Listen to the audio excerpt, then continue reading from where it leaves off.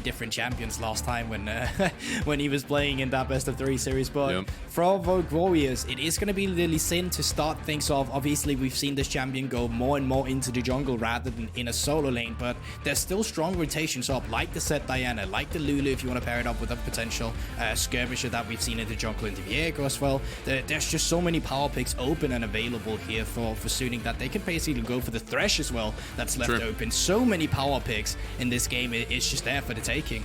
Great drawing of SofM on the back wall there. Also for Rogue Warriors, note this Lee Sin is a denial. For Suning, it has been a widely played champion, second most played here for SofM, once in mid, once in top lane. So it does feel like Rogue Warriors, their plan is to strangle out SofM just a little bit, while Suning's plans are looking towards the picks we talked about. This also a denial against Rogue Warriors with the drafts we saw on screen.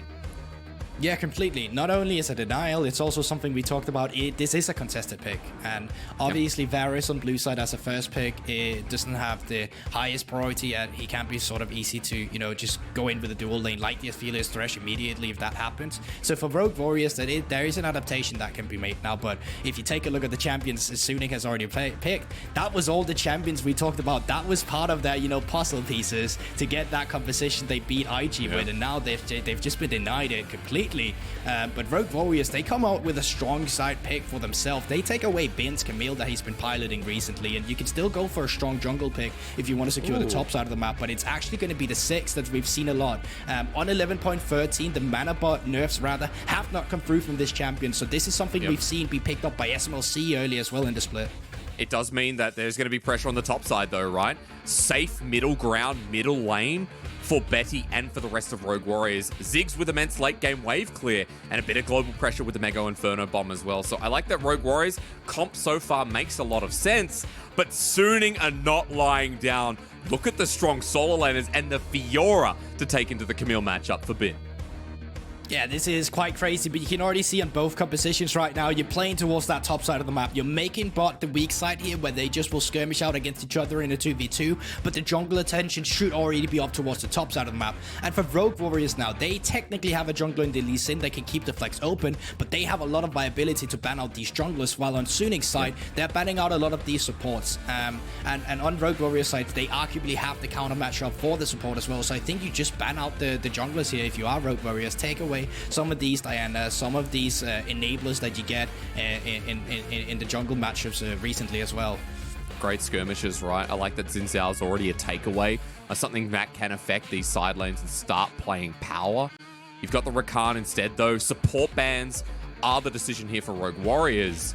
Feels like we're going to get a lot of supports off the table with that momentum too. LEona, something already that's mentioned out that has a strong lane, that has strong roaming potential as well, and it's just too tanky for her own good. Galio going to come through just in case they wanted to pile on, but we know with Camille, that was always a choice, so respect paid by Suning. Yeah, they just kind of have to go for that one, specifically because you've locked in Fiora yourself, so you know one of your win conditions can be a 1-3-1, and if your enemy's going to get Galio, you can essentially just never 1-3-1 that composition. Nocturne already off the table, and the last one would be Twisted Faith, but we don't usually see him as a blind pick. It's more of a answer into a Kali, so you can always, you know, see her in the Shroud. And with the support band coming out here, there's only LEona really up as one of these strong picks to go for as the engage. Yes, Rel is still up and available. Thresh is actually up still as well. It is. So if you want to keep that Varus safe, you could go for the Thresh here instead, but obviously LEona is the strongest engaged support there is right now that's still left open. I guess you got to question whether Chocho wants to pick the Thresh here into the Ziggs lane or look for something a little bit more like an Enchanter, right? Karma, something we've seen is a massive priority. We didn't go too far past this one considering that Camille's already been locked in. This was in the draft. This was in the full screen we talked about.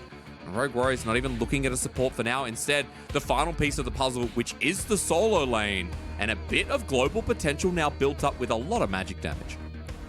Yeah, but that is just a 1-3-1 composition you can already see being formed out now by the side of Rogue Warriors here. I'd love for them to just pick up the Thresh here, because if you get the Thresh into the LEona, you keep the Ziggs safe, you can have him clear out mid waves when you get to the mid game instead, so you can have your Ryze in a side lane, you can have your Camille in a side lane, and you can have the Lee Sin running around shadowing them. I think Sett would, Thresh here would have been a great pick, but they go with this Sett, they go with the ease of execution where they can just pile onto a target immediately rather than go for a full 1-3-1 composition here. Again, keeping things as simple as possible, but remember for Rogue Warriors still more tools than we expected to talk about on this Game 1 draft.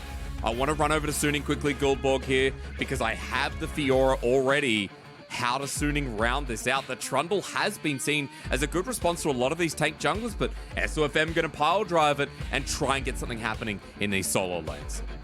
Yeah, he's also just an incredibly strong skirmisher. On Trundle, you go for that prestige attack, and when you walk around in the jungle going against the Lee Sin can't actually duel you. It's a Trundle skirmish that will be won from the side of the troll there, so there's a lot of early priority you can net out from that as a Trundle, but the problem is here, the Sylas will probably be pushed in by the Ryze in the mid lane due to the nature of a ranged into melee matchup until Sylas gets some levels onto his abilities.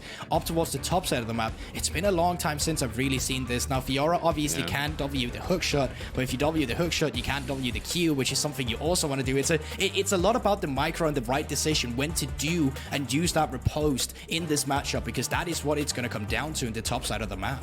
Which is an exciting lane to talk about.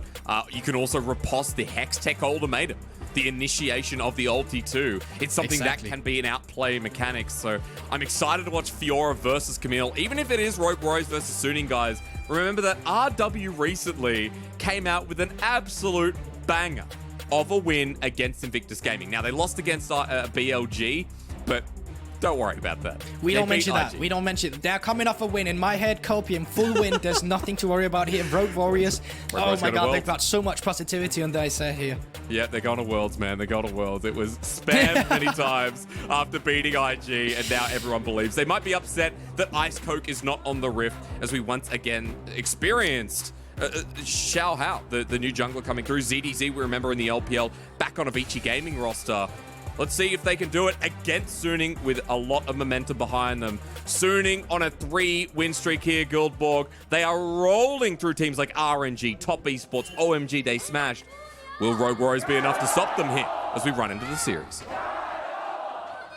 I mean, you're completely right. Suning, they're just on the upswing. As we already talked about, they started out slow, but I want to raise you this, Hysterics. You cannot spell worlds without RW. That is true. That is very true. And if you turn it around, you get world record to be even more ambitious enough. Something that, if they're at Worlds, I'm sure would be right on the to-do list. Welcome again. I love the creativity coming into this one, Guldborg. I love the drafts and how creative they are too. I want you to walk me through a little bit of this early game as we start seeing junglers position off for the starting camps, and where you expect to see early action and how this game builds momentum with very volatile sideliners such as Camille, such as the Fiora. I mean, Xiao Hao, he really needs to sometimes probably skip some camps in the listen here. It's all going to be about the top side for both junglers here. There's not too much you can do in the bot side, although Huanfeng wants to see if he can get a skirmish in here in the beginning where, you know, you have the hail of arrows, or hail of blades rather. You get the auto attacks down and then you just win the trade immediately. But seeing how the Lee Sin would probably still be in the vicinity, he just kind of backed off here. But to go back to your question, I feel like both junglers here, they need to play towards the top side of the map, because that is your win conditions here. You have a Camille into the Fiora, you have the Ryze as well. That for Rogue Warriors are going to be all about the 1-3-1 later into the game, where Ziggs can just be a wave clear in the mid lane. But from the side of Suning, you still have some strong skirmishing potential with the Upscott and Updog from the side of Angel on the Sylas, and obviously through the early skirmishing power of a Trundle, that is something you can skirmish around when we get to the Scuttle, because both top laners right now, or junglers rather, will be up towards this Scuttle. So it's going to be all about who's got this priority to work with if you want to contest for a little Scuttle skirmish.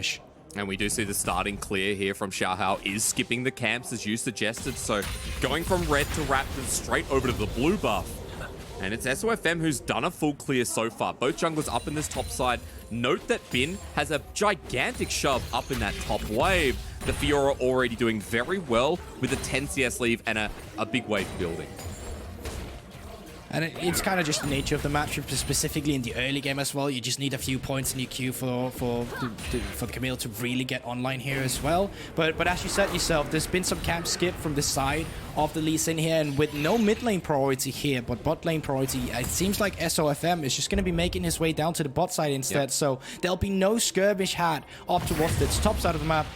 Could potentially still move down if they wanted to. Xiao Hao immediately after this one, as his bot lane does have priority, as Forge does have the priority in the mid lane, but he's just going to back off. They're going to be trading the scuttles, and he's going to be walking towards the Wolf, while Forge now needs to be a bit careful for SofM. He's not getting in there with the pillar, but it seems like we're just going to get some early resets through, and not much more is going to come out from the junglers throughout the first clear. Not going to risk it whatsoever. A push still coming in from Forge, but he has flash available. Still wanted to get good timing here from SofM. It always tells the story of this jungler. He has been about himself, whether you look at that selfishly or not, how he plays the game, about his clear, about his speed.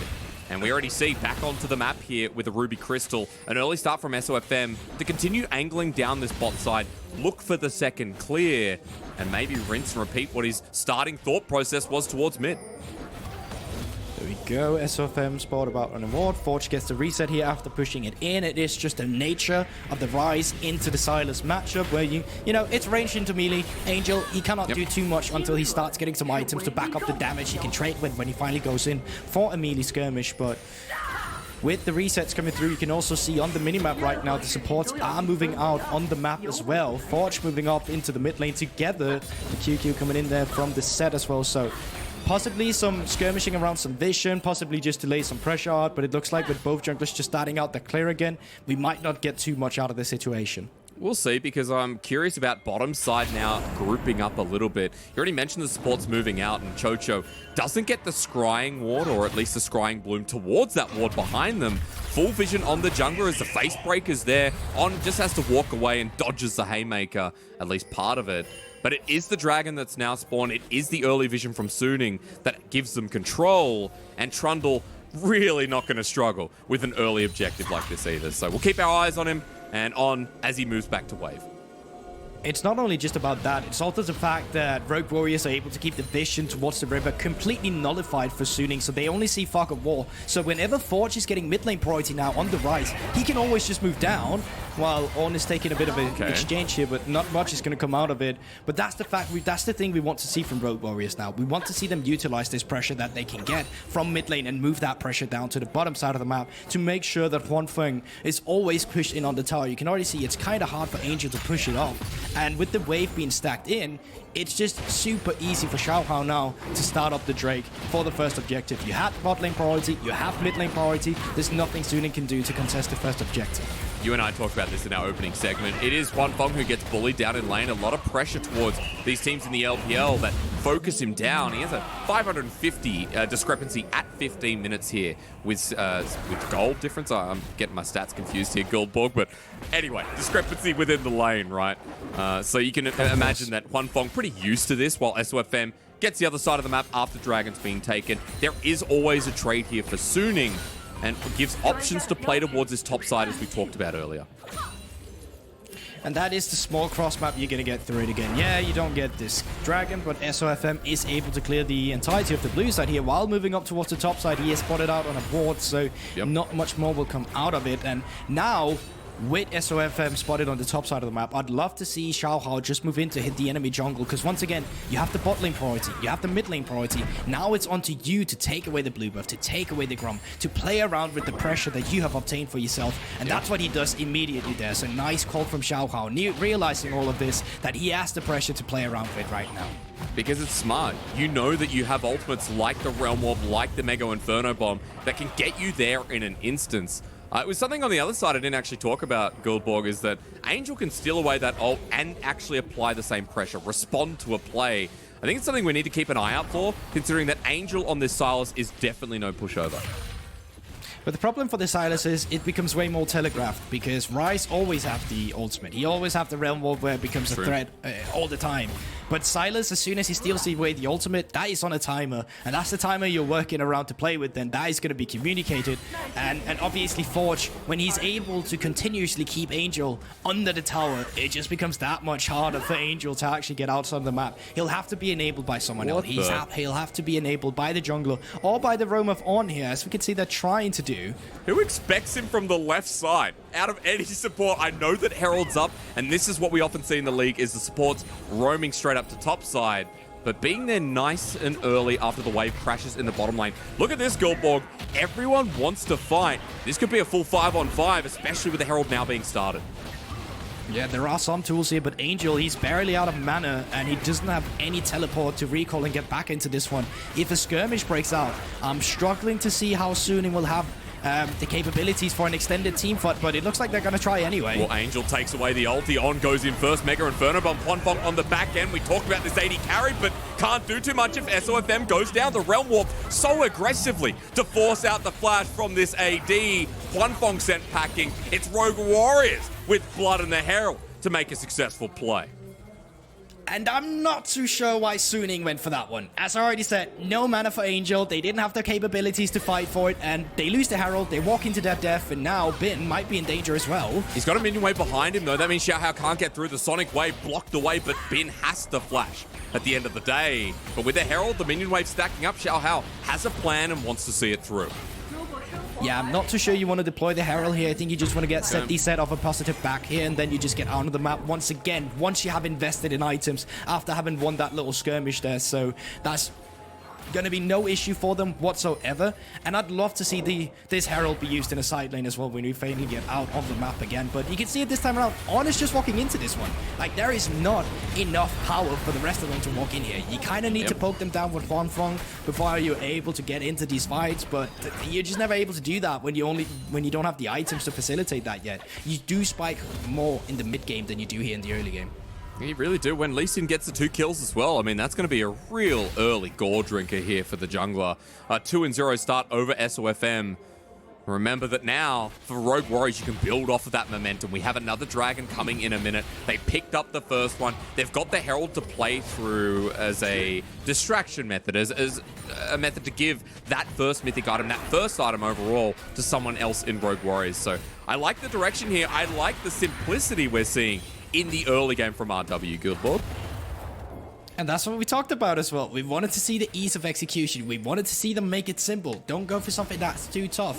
You had the immediate engage that you saw here from the Sett as well towards the skirmish around Rift Herald. And it's just that easy. It's exactly what they want. They just want to pile down on you. And, I mean, we already talked about it. When macro might not always be your best call towards the game here, well, just beating them out in an easy 5-on-5 with the team composition you have might be the better call. But this time around, Rogue Warrior, they do have a fancy 1-3-1 composition as well. And that's why it's so scary seeing them get ahead in the early game as well, because if they're able to open up the map before Suning is going to fall to the pressure of a lot of this, I mean, open map state that we're going to be getting for a 1-3-1 that likes to spread out across the entirety of the Rift. That's why it's even scarier. Getting the first Herald means that you can push that even faster, even with the mid lane as it is right now. Forge has been pushing non-stop against Angel. Excuse me. With a 10 CS lead just about, you see the trading here. Forge having a great time with the blue buff, and it really is only the top wave suffering right now. Bin has been doing well against ZDZ, or ZDZ, sorry, I'm an Australian, I don't want to ruin it, as Bin actually might be going in for this, but ZDZ going to back away in the meantime. Well, Dragon's just taken by RW yet again. And not only that, they can just pile down this mid lane if they want to. They have a 6, so taking down this turret, they don't even need to go for a Herald. They can open up this map immensely here with the satchel charge. And then with the Herald, and with the immense of mid pressure you can get now, you can get the resets through, you keep mid lane pushed up. As soon as mid lane is pushed, you put Forge in a side lane, and you just pile down on another turret together with the Herald, with the satchel charge, and then the idea for you should be getting that tier 2 turret as well, because that gives immense amount of gold on patch 11.13, where it's buffed to give 550 gold. These side lane turrets give so much pressure now as well. They do, and look, again, options still here with the Herald about to expire. Xiaohao has to burn this top side for now. He's going to Sonic Wave, but he'll get the purple over his screen very shortly. He's going to clear Grop anyway. He's like, okay, now I've got the 10-second limit. Has to pop over. There's the Herald. It'll be spotted out very early on, but ZDZ, he wants to back, has teleport. Maybe it'll be the challenge up here from Suning needed as teleport straight away. And it'll be Betty coming up instead to pick up some of that gold. Yeah, they're just swapping it around immediately. Remember, the 6 is the champion with the satchel chart, so even though the turrets are still at 5 plating, they should be able to make use of it together with the W from 6. But there we go. Suning is just a bit faster with their response. A skirmish could still arise, though. And a great pillar as well from SofM. Doesn't follow it through, even with the ulti and flash available. Note that on the Herald charge, Betty didn't get the gold. It was only over to Xiaohao here, so a little bit unfortunate, but it does mean, as you were talking about, the satchel charge can open up the map. continue to look for Rogue Warriors to utilize the Realm Warp, the side lanes as we're talking about. Even ZDZ down in the bottom lane here is going to get free time with the turret plating. And this is just so tempered from a bottom tier team in the LPL playing so calm against Suning's early game. Yeah, you don't have to do much as well, right? The champions you're seeing already on Rogue Warriors, they spike fairly decent on the mid game as well. Right now, due to the map state and where the jungle camps are spawning, it is a bit awkward for Rogue Warriors as they really want to take down this top side of the map where they can play for the 6 to take down the turrets, but Xiao Hao has to clear the bot side of the map to make sure the reset of the XP is going to come through. What's happening here? Yeah, run away. The flash away from Betty. Dodges the Chains of Corruption as Chocho comes on in with the Ignite with the flash just in time. Huanfeng to survive. But now you have free access to the turret. Doesn't matter that it was flash for flash. Rogue Warriors still going to win out. I mean, there were possibilities for the Sett to flash under him there as well with the suplex. It looked like he wanted to give the kill over to Betty, but yeah, Huanfeng just doing a great job at holding on to the flash for as long as he could to make sure he gets out of that situation alive. And now, cross map could come through from SofM, but even then, Lee Sin is still in the area. I mean, SofM and Angel coming through the stolen Realm Warp. Rogue Warriors behind here as Forge takes his own. It was an early back in the top side, and Guldborg, I was wondering, why didn't they take the turret? But Betty and Chocho respect that Suning are going to be aggressive on the bottom side, and they come down anyway. The ZDZ is very far out. Everyone backing Rogue Warriors thought it would only happen once, but Suning are going to make it happen again. Hookshot, wall shot out of there. The pillar at the ready sends him against the corner, my God. and he has to flash a gorgeous pillar to send the Camille backwards.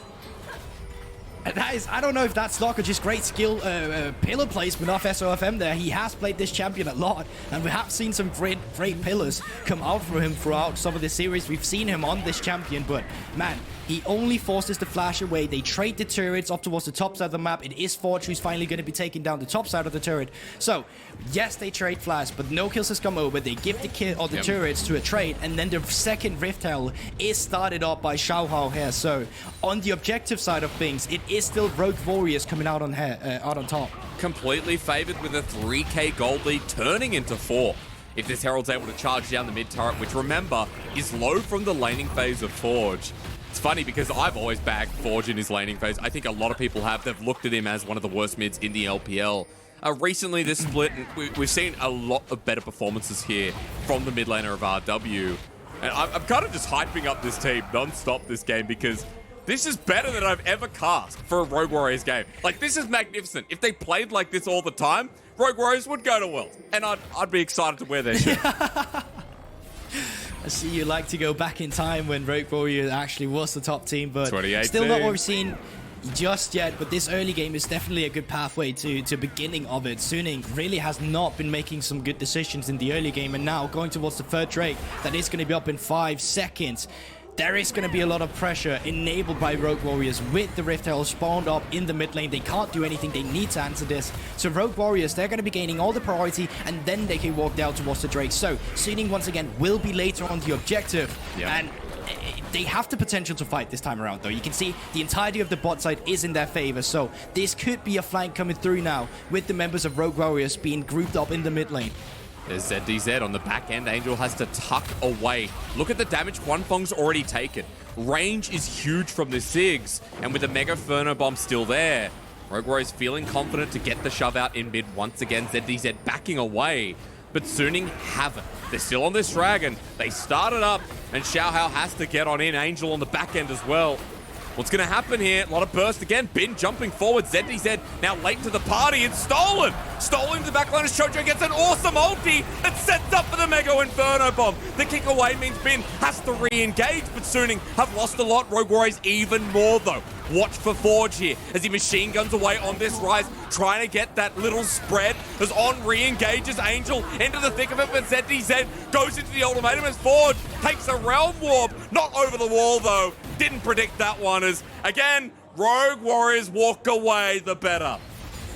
Yeah, what a great realm wolf, just in walking distance, not really going anywhere. I think he got too hypey there with the mouse quite quick. But once again, huge steal to come out from Xiaohao, putting them on soul point, because that was Suning with the priority from the bot side. That was Suning with the vision. They were the one who started up the objective, but they were not the team who's able to capitalize on it. And here we get it. You can see they're so patient with it before they jump in, and they're too afraid to walk forward. The smite came out too early from SofM, and once the lockdown comes through, it becomes so incredibly hard for Huanfeng to fight these games. And that is why you usually pair up an immobile AD carry with the likes of Thresh, so you can dark passage him out of the way. This time around, he had no flash, he's got a LEona, there's no one to peel the long range engagements to come through, and so many abilities was held onto. You can see the Realm Wolf comes out to the at the end of the fight, the Hectic Ultimatum also at the end of the fight. That Rogue Warrior fight was just beautiful from them, really. Not sure what unexpected going through at the end, but you know, as a Rogue Warriors player, as a Rogue Warrior, I was gonna say Rogue Warriors fan, I thought, I don't know, I'm definitely neutral, but I've definitely been talking up Rogue Warriors this entire game. As Suning trying to make a play on the top side, ZDZ has the hookshot, wall shot, he fails it, which means Angel looking a little bit excited. If he dies for this, you'd be kicking yourself, but On won't be able to catch up, and ZDZ is able to back, while Rogue Warriors want to make a play on the opposite side of the map and keep Suning's win condition. That Fiora down and out. Yeah, very huge. You can steal away the blue buff as well here, just because of the fact that you want to be able to have the Ziggs in the mid lane always just clearing out waves, so you can play towards the Camille, so you can play towards the Ryze. But speaking of the Camille, does look like Sett is receiving a lot of pressure from the side of Suning here. But when so many members are being put up towards the top side of the map, you have to expect the rest of the members of Rogue Warriors to be towards the bot side of the map, and therefore both top laners here are just losing resources. Longer lane, so longer map state, which is always going to favor RW. We come back to the conditions you set out, how they play around some of these longer side lanes, longer map state in general with Ryze, with Ziggs, you know, with Camille as well, partnering up with one of those. I think it's impressive to see so far that RW 3 turrets to 1, and we are complimenting RW here, but remember, we have to go back and look at the other side and what Suning bring to the table, because Bin is still 40 CS up. On this Fiora, he is level 13 at 20 minutes in the game. I still think he's going to be an absolute menace in an item's time. He definitely is, but the problem is at the same time that when you get to a team fight scenario that you will get to when the Infernal Soul is respawning in 2 minutes, the Fiora doesn't do too hard as the Camille would. You have a lot of capabilities and agency in your kit as a split pusher, but in a team fight scenario, it can be very tough for you to actually help with the peel, to lock down a target, just because of how the fact of your champion works. While Camille, easy for her to lock down a target with the Hectic Ultimatum. You get the stun in your kit, whereas on Fiora, that's about the skill of when you actually hit the riposte, and you can't really dive into the back line. That's going to be towards the front line. So in a team fight scenario, the Camille will just always be better at facilitating the champions like Fortune and this Ryze, and that's what we need to look out for. So he needs to be able to put out an immense amount of pressure on the side lane, make sure that multiple members of Rogue Warriors will have to respond to him, because if you get to a general 5-on-5 situation, the Camille will shine more than the Fiora. So should we be looking towards these top laners matching each other for now? Because ZDZ bot, Bin is in the top side, kind of pushing out a free turret at this point. And it is dragging up in 50 seconds, but importantly, getting Baron Vision, those trades coming through. Maybe I should just shut up about that. It's 45 seconds to a soul. I think Bin, even with TP, has to respect the setup from RW coming towards this soul. Yeah, Fiora not the best flanking champion though, so in a TP scenario, it's not like she does all too much, but she does still have 30 seconds to take down one turret. But that is time where Suning is losing out the pressure on the side of the map that you want to play for, because yes, you're gaining a lot of topside pressure, but you can't use that topside pressure for the Drake. Right now, your bot lane has been pushed in. Your mid lane keeps getting pushed in by the Ziggs as well. So for Rogue Warriors, this setup towards the Drake should just be in favor of them, and there we go, the TP comes through. And that's the TP we want to see, not from a flanking angle, but Bin just running at them. See how his limited tools in comparison to ZDZ can be used as 5 versus 5, drawing out Angel on a flank. That's big though. Watch this Sylas with a Lee Sin's Dragon's Rage. But On in the meantime, taking a couple of bouncing bombs, and Rogue Warriors at full HP. They're fighting for the soul here to take down Suning in game number 1. As On in the backside, the soul flare doesn't connect. The chains of corruption directly on, but Xiaohao back on and he gets it at 1 HP. He presses E and baby, it becomes free. Angel in the backline knows this fight has already gotten so wrong as Huanfeng gets dove on. Rogue Warriors out the back end has been on the chase. Ladies and gentlemen, Rogue Warriors are going to Worlds. I don't know what's happening. Bin was so close to be carrying that fight, but finally a good Realm Warp came out from Forge as well, and they're able to get away. And then from the damage you get out on the Infernal Soul, it's just enough. And let's take a look on towards this Drake again. 1 HP to separate it. 1 HP. What is going on? I do not believe it. And then Angel doing his best in the background with the Dragon Rage to take them down. Bin as well on the Fiora. As you already said, he is so fair, trying to flash forward, trying to get them. But the Realm Warp, even with the stun Betty, he's able to get out alive. And then with no repose stop for the Fiora, there's nothing to do. And now Rogue Warriors, they got the Infernal Soul, they got Baron as well now. What is happening, Hysterics? This is nuts. I mean, Suning went to Worlds, you know. They went to the World Finals and Rogue Warriors after beating IG. We don't look at BLG, screw that. We look at a team that is challenging them in game number 1. It's been real fun, and look, I don't have to preface about Worlds and my call there. I stand by it. Rogue Warriors right now, they're holding so strong, Guldborg, and we've got a what is the gold lead there? About 7,000 gold, if my math is correct, and it is. And now with everything on the table, how do you play this as Suning? Because side lanes are going to be so much harder with a 3-0-3 commit. Exactly, you're so far behind the curve now. You get a lot of hidden gold in the fact you have an Infernal Soul as well, so that, yeah, Bin is alive now, but you get hit by 1 bomb. You get hit by just an E by a Ryze. You just explode. Like, there is so much damage that's going to be put on you now. So in a team fight scenario with multiple members having the Infernal buff, that's just going to hurt on Bin. I mean, look at this. Chocho caught out, though, but the Haymaker. Well, the shield was maximum charge as Angel now spotted out. The Flake Forge walks into this one, has to flash. Abscond Duck not within range. And it's another pick there when Suning thought they caught out the support. Rogue Warriors charging it in. They have a Ziggs who is 2-shotting turrets at this point. Satchel charge, not even needed this time around. And Rogue Warriors feeling confident they can keep the push. Yeah, they don't even have the support right here. This is 4 members pushing up 25 against minutes. 5 in just a bit. Bin is respawning. They're just going to go for it. Bin is still dead. 25 minutes, Guildborg. Onto the turret. First satchel charge there. Nexus turret number 1 drops down. Rogue Warriors not feeling confident enough they can end the game. But ZDZ walking forward. Angel again. The hookshot, walkshot, disengage, and Forge now at the front line. As On doesn't want to take bouncing bomb, and Chocho has now returned at full HP. Rogue Warriors still push in. They get what they were after. The base destroyed. A 4K Baron buff. A Realm Warp. They're not stopping with Hex Splash. They're all in. As over the wall to Angel. It's now the next target. The Hextech ultimatum means he can't escape here. Rogue Warriors are just dismantling the World 2020 finalists. The Xiaohao doesn't fully commit. And SofM, the jungle superstar, without mana and without a hope in game 1.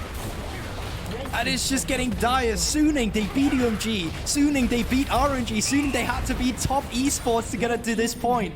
And we said they had a miracle run in the making. Who would have thought Rogue Warriors, of all teams, should be one of the teams contesting them to try and stop this streak they have going? And people might say, well, it's a 3-game series, guys. We'll give them game 2, and we will. But for now, we rejoice at the game 1 we're seeing in front of our eyes that almost ended at 25 minutes in. That is a 10k gold lead at 26 minutes. A team with Infernal, a team with Elder that can actually pick that up in a couple of minutes if they so desire. Now Ping's going towards the top side, dotting the I's, crossing the T's. With this Ryze, with this Ziggs, there is nowhere on the map safe for Suning to come out of their base. And that's the thing. That's the thing. When you have a team like Rogue Warriors who's played 9 series, only won 2 of them, and all those 9 series only won 5 games in total. Oh, this is huge when they finally get to just blow up Angel.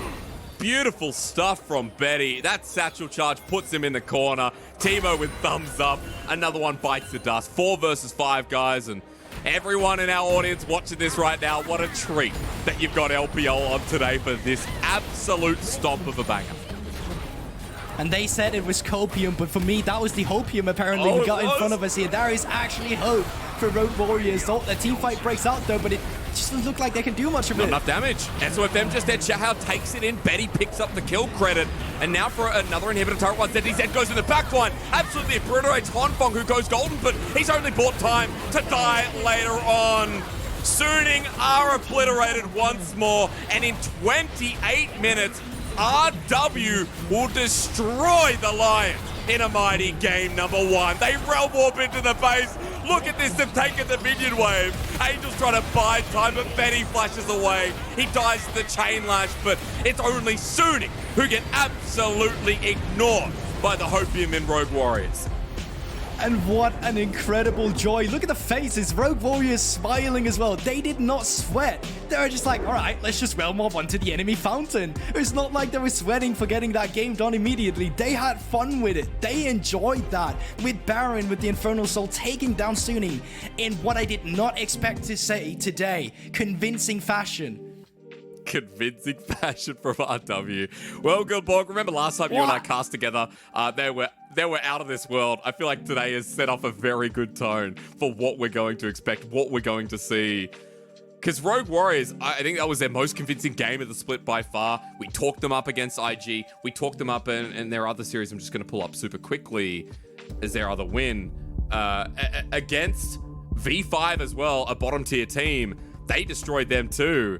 Rogue Warriors came out of left field with the same roster that did so well against Invictus Gaming. I'm just gonna call a bluff now, okay? Because when we came in with the pre-game today, and we were like, oh yeah, they beat IG. Let's be honest, IG sucked. That was not a convincing win. That was kind of gifted to them. But this time around, that was a game I could genuinely be hype about from Rogue Warriors. Look at that goal graph. Like, there's no throw. It's not the usual LPL graph where we just see it go up and down like a roller coaster. This was just a clean game from Rogue Warriors. Yeah, you can argue the draft from Suning didn't benefit them at this point in time, and they would just be outmatched by Rogue Warriors, but still, it happened. This is why I love the LPL, because even though we can have a 14, 15 place team wherever Rogue Warriors are standing right now, they can still remain competitive. And it's because Rogue Warriors in that game number 1 knew their win condition so well. The Ziggs farming up, Forge as well having a great landing phase, Xiao playing around the possibility of top, playing around the early jungle pathing that would keep top safe and not fall any further behind against Bin's Fiora, because the Fiora didn't take over the game. It wasn't side lane heaven. Even with a massive 50 CS lead, ZDZ was always relevant. He came into the fights. He used the utility you talked about with the Hextech Ultimatum, with the flanking angles. There was a lot to be proud of how Rogue Warriors piloted that game 1 draft and made themselves look like a top tier team within the realms of that first game.